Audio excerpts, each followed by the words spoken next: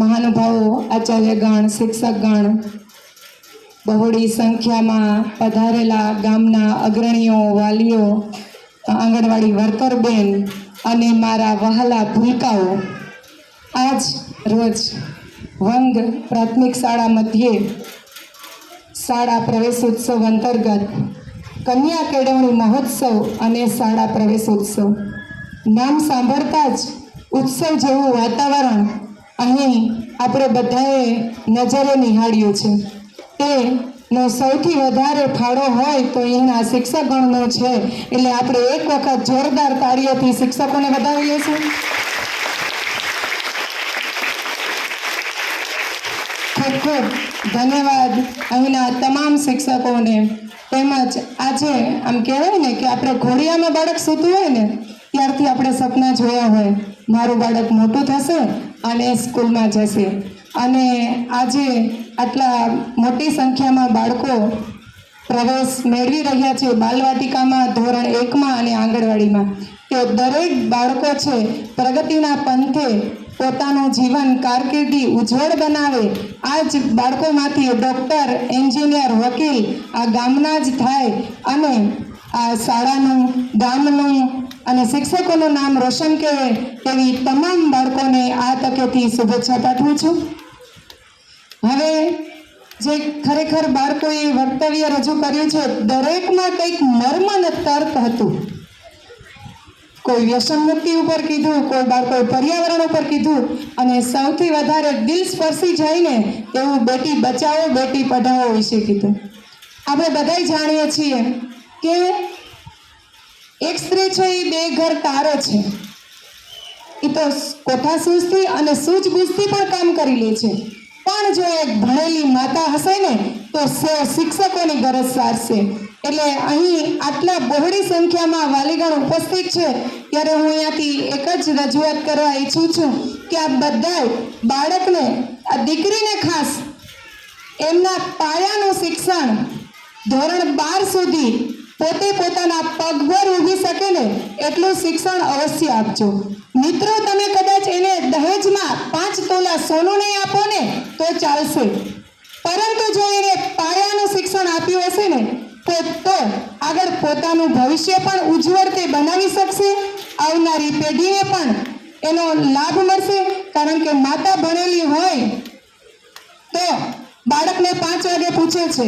જો શિક્ષકો તો ખૂબ સારી મહેનત કરી રહ્યા છે. મેં ખરેખર સાહેબ પાસેથી આવીને ફાઇલ માંગી અને રિઝલ્ટ જોયું ત્યારે ખરેખર પ્રશંસનીય છે કે આટલા બાળકો જે સરકારશ્રી દ્વારા અલગ અલગ શિષ્યવૃત્તિની એક્ઝામ લઈ રહ્યા છે એનાથી 2 ફાયદા થાય.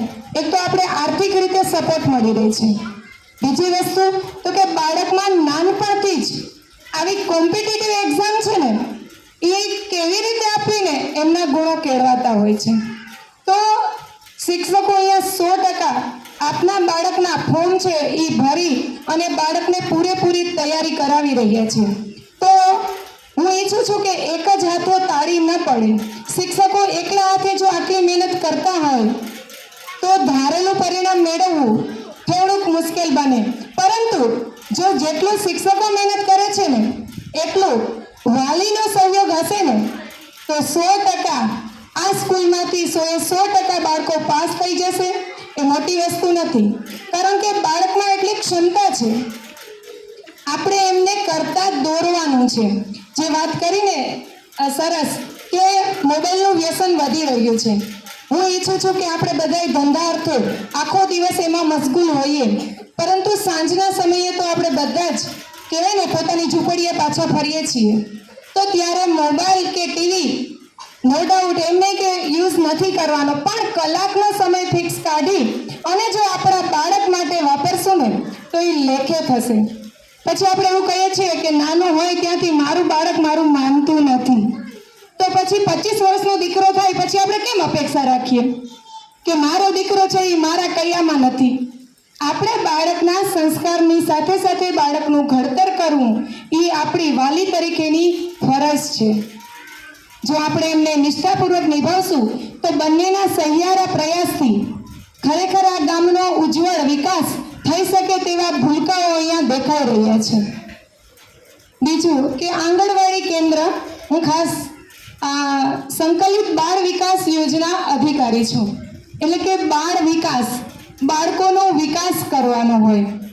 અહીંયા આપણા ગામની મધ્યે 2 આંગણવાડી કેન્દ્ર છે, પરંતુ પ્રોપર જે કહેવાય ને કે 8 વાગે આંગણવાડી કેન્દ્ર ખુલે છે અને 2 વાગે બંધ થાય છે.